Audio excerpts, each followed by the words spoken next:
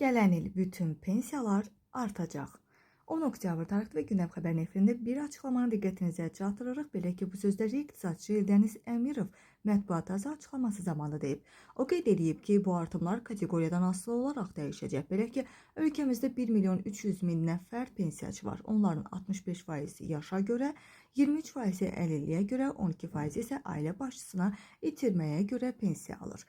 Gələn il bütün kateqoriyalara aid pensiyalarda artım olacaq, lakin hər bir kateqoriya üzrə artım isə eyni deyil.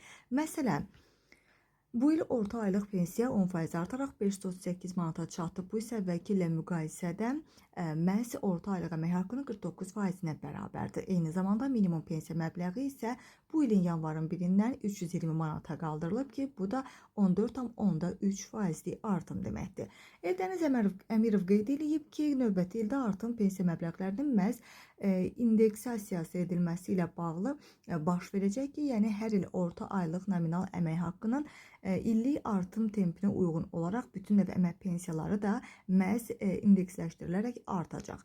Deməli, gələn il əmək pensiyalarının nə qədər indeksləşəcəyi isə bu il orta aylıq nominal əmək haqqının artım tempindən asılı olacaq.